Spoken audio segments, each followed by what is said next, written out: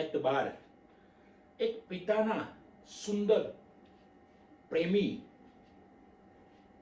સાહસની જબરજસ્ત કથા છે મિત્રો। એતબાર એક મૂવી છે, જબરજસ્ત મૂવી બનાવ્યું છે। એતબાર મૂવીમાંથી સમાજ ખાસ કરીને પિતાના માટે સરસ એમાં રજૂઆત કરી છે। એતબાર મૂવી અમિતાભ બચ્ચન, બિપાશા બાસુ, જોન અબ્રાહમ ને અન્ય કલાકારો છે। આ મૂવી આપણને ઘણું બધું શીખવી જાય છે। લોકોની એવી પણ માન્યતા છે કે મૂવી જોવાથી છોકરાઓ બગડી જાય છે, છોકરીઓ બગડી જાય છે। હશે, પ્રમાણ દરેકમાં હોય, સારું નરસું દરેકમાં હોય, પણ મૂવી જોવાથી જે બદલાવ પણ આવે છે એ પણ જબરજસ્ત હોય છે। આ એતબાર મૂવીમાં જબરજસ્ત જે પિતાનું સાહસ બતાવ્યું છે। એક વૃદ્ધ પિતા જ્યારે નક્કી કરી લે છે પોતાની દીકરી માટે કે મારી દીકરી ને હું છું ત્યાં સુધી એનો વાળ પણ વાંકો કોઈ કરી શકશે નહીં મિત્રો। અને આવી જ આ ફિલ્મની અંદર બને છે। એ ક્યાંક સત્ય ઘટના પર પણ આધારિત હોઈ શકે। આ ફિલ્મ કલ્પના કરી હશે સ્ક્રિપ્ટ રાઇટરે, તો પણ એ કલ્પના પણ જબરજસ્ત છે મિત્રો। એવી આ ફિલ્મની અંદર એવી વાત છે કે જે મુખ્ય પાત્ર હિરોઈન તરીકેનું હોય એને એક છોકરા જોડે જે શેરીઓમાં બાઇક બુલેટ લઈને ફરતો હોય છે ને અચાનક એને ટક્કર લાગે છે ને એના જોડે પ્રેમ થઈ જાય છે। આ જે પાત્ર છે નેગેટિવ રોલ એ જોન અબ્રાહમનો હતો, અને પણ એ પ્રેમ થઈ જાય છે, પેલો એની પાછળ પડી જાય છે પછી તો। પણ પેલી છોકરી જે હોય એમાં જે પિતાનો રોલ અમિતાભે ભજવે છે, બિપાશા જે હોય એને તો એના પર વિશ્વાસ આવી જાય છે ને એને પ્રેમ કરે છે। પણ આ જે પિતા હોય એને ખબર પડી જાય છે પેલાની મુલાકાતથી કે આ યુવાન બરાબર નથી। પછી તો એની જબરજસ્ત ઇન્ક્વાયરી કરે છે, એનો ભૂતકાળ સુધી પહોંચી જાય છે। આને પાછી એવી રજૂઆત કરી હોય છે, ન્યૂઝપેપરમાં આવ્યું હોય છે કે આને એના પિતાનું ખૂન કરી દીધું હોય છે, જે નેગેટિવ રોલ પેલો ભજવતો હોય એ। પણ પછી એને પૂછવા જાય પેલી છોકરી, તો એને જુદી રીતે ઘટના બતાવે છે કે મેં મારા પિતાનું ખૂન કેમ કર્યું છે, કારણ કે મારી માને હેરાન કરતો હતો મારો પિતા। રોજ દારૂ પીને આવીને મારી મમ્મીને મારતો, આ મારાથી જોયું ના જોયું, એટલે હું એને અગ્નિમાં નાખી અને એનો મર્ડર કરી દીધું।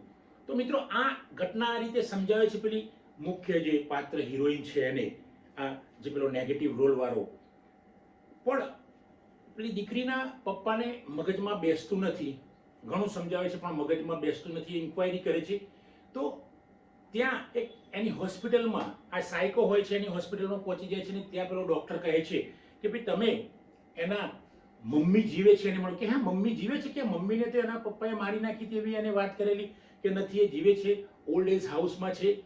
આ જે પિતા હોય છોકરીનો એ મળે છે, એટલે એની મમ્મી પણ કહે છે કે મારો દીકરો ખૂની છે અને જુદી જુદી છોકરીઓને ફસાવે છે ને એમનું જીવન બગાડે છે। એ ભૂતકાળમાં પણ એક દીકરીનું એને જીવન બગાડેલું અથવા તો એના જીવનમાં એ આવી ગયેલો અને એને ખૂબ હેરાન કરેલી।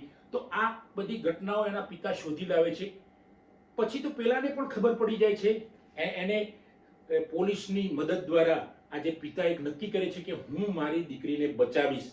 મિત્રો આ હું બચાવીશ મારી દીકરીને, આ કહેવાવાળા પિતાઓ જો દરેક સમાજમાં હોય, આખા દેશમાં હોય, તો દીકરીઓ માટે કોઈની તાકાત નથી કે એમનો વાળ વાંકો કરી શકે।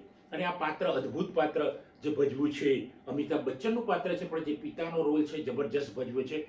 અને નક્કી કરી લે છે કે ભાઈ મારી દીકરી, તો દીકરીને તો ત્યાં સુધી પેલા છેલ્લે સુધી એના પર વિશ્વાસ હોય છે કે ભાઈ નહીં, આ મારો જે પ્રેમી છે તો બરાબર છે, પણ આ લોકો એને ખરાબ દ્રષ્ટિથી જોવે છે।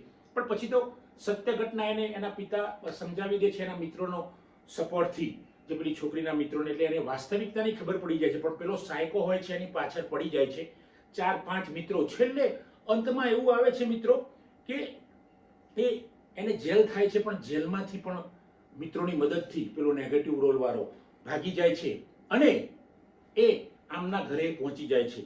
ત્યાં પછી દીકરી ગભરાઈ જાય છે, પેલી બિપાશા બાસુનું જે પાત્ર ભજવી રહી હતી, તો એ ગભરાઈ જાય છે કે હવે આ મને મારી જ નાખશે, મને મારી જ નાખશે। કારણ કે એને કહેલું હતું પેલા એના પ્રેમીએ કે તું મારી નહીં થાય તો હું તને મારી નાખીશ। દીકરી ખૂબ ગભરાઈ જાય છે। એવું પણ કહે છે કે મેં એના પર એતબાર કર્યો હતો, છતાં પણ મને આ એનો દગો આવો ખરાબ એને મારા જીવનની અંદર પાત્ર ભજવ્યું એ મને ખબર નહોતી. એતબાર શબ્દ પેલા પિતાને મનોમન થાય છે કે એને એના પર એતબાર કેટલો છે, પણ હું પણ હવે બતાવીશ કે દીકરીને મારા પર એતબાર કેટલો છે, વિશ્વાસ કેટલો છે, ટ્રસ્ટ કેટલો છે. મિત્રો પછી તો આ પિતા, એક વૃદ્ધ પિતા, લગભગ સિનિયર સિટીઝન થી પણ ઉપર, એ મનમાં નક્કી કરી લે છે કે દીકરીને ગમે તે કહીને બચાવી. પેલા જે 4-5 મિત્રોને લઈને આવે છે, અમને વારાફરતી એ કળાથી એમના એ મર્ડર કરી દે છે, જે આ પિતાનો રોલ ભજવતો હોય છે.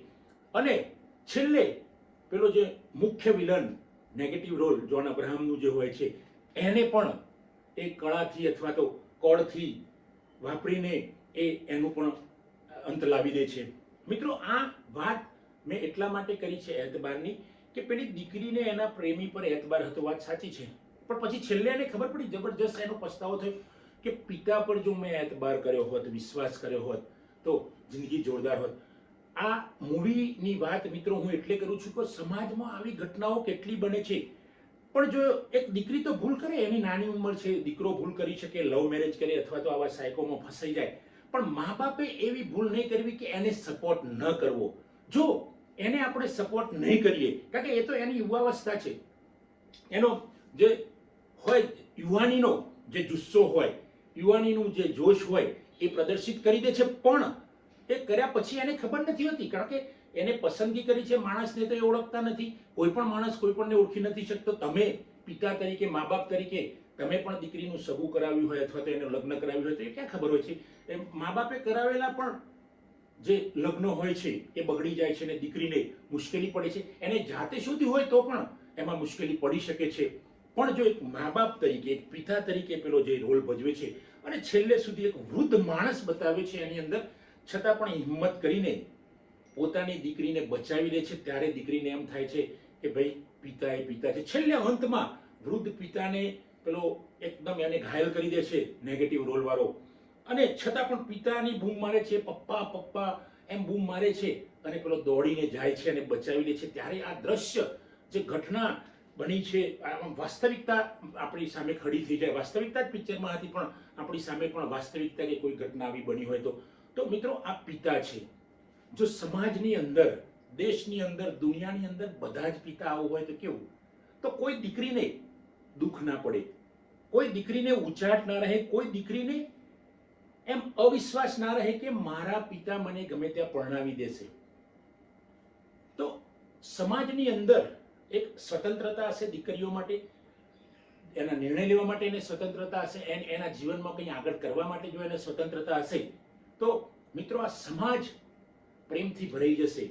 અને જો દીકરીઓ પર વિશ્વાસ રાખવામાં આવશે, દરેક દીકરીઓ પર, ને આવા પિતાઓ જો હશે, છેક સુધી લડી લે છે પોતાની દીકરી માટે, તો મિત્રો સમાજમાં જો આવા પિતા હશે, તો આપણો સમાજ, આપણો દેશ, આખી દુનિયા અદ્ભુત રીતે જીવશે અને એક નવીનતા આવી જશે. બદલાવ આવે જ છે, પણ લાવે છે કોણ? માનવ.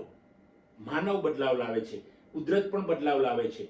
કુદરત માણસ દ્વારા બદલાવ લવડાવે છે. તો મિત્રો, આ એતબાર હું એવું કહું કે દરેક પિતા આવો જ હોવો જોઈએ, દરેક પિતા આવો જ હોવો જોઈએ. મિત્રો, આ વિડીયો સારો લાગે તેને શેર કરશો.